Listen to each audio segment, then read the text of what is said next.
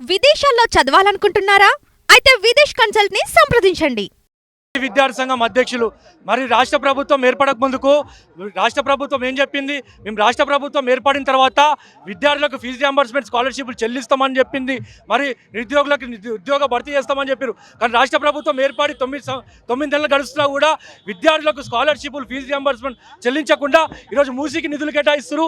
విద్యాశాఖ మంత్రి లేని రాష్ట్ర ప్రభుత్వంలో రాష్ట్ర ప్రభుత్వం ఏర్పడిన తర్వాత లిక్కర్కో శాఖ మంత్రి ఉంటారు, కానీ విద్యకో శాఖ మంత్రి ఉంటారు. కాబట్టి రాష్ట్ర ప్రభుత్వాన్ని హెచ్చరిస్తూ ఉన్నాం. ఎందుకంటే ఎంతోమంది విద్యార్థులు నమ్ముకొని ఒక నూతన ప్రభుత్వాన్ని ఎన్నుకుంటే మరి ఆ ప్రభుత్వం మాత్రం విద్యార్థులను విస్మరిస్తూ కేవలం సెక్రటరియట్కి పరిమితమై రోజుకో రవీంద్ర భారతికి, రోజుకో దానికో దీనికో అమెరికాకో తిరుగుతున్నారు. కాబట్టి విద్యార్థుల మీద ఒక్కసారి కూడా సమీక్ష సమావేశం నిర్వహించలేదు రాష్ట్ర ప్రభుత్వం. ఎందుకంటే ఒక పక్కన గురుకుల పాఠశాలలో పిట్టలు రాలిపోయినట్టు అక్కడికి మీరు స్టార్ట్ కాకముందుకే పిట్టలు రాలిపోయినట్టు రాలిపోతూ ఉన్నారు. ఒక పక్కన ఉపాధ్యాయులు, కరెస్పాండెంట్లు మేము సర్టిఫికేట్లు ఇస్తూ ఉన్నాం, చెల్లించిపోయి ఇస్తూ ఉన్నాం, కానీ మాకు ఫీజు రియంబర్స్మెంట్ రావట్లేదు.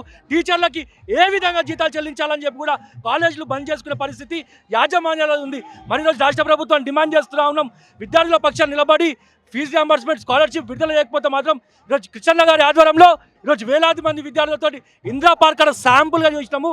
రాబోయే రోజులలో బిడ్డ చెప్తా ఉన్నాం, తెలంగాణ రాష్ట్రం కోసం ఏది విధంగా అయితే మిలియన్ మార్క్ చేసినామో అదే విధంగా 1,00,000 మంది విద్యార్థులతోటి సెక్రటరియట్ తుక్కు బలగొడతామని కూడా ఈ రాష్ట్ర ప్రభుత్వాన్ని, ముఖ్యమంత్రి వారికి అల్టిమేటం జారీ చేస్తూ ఉన్నాం.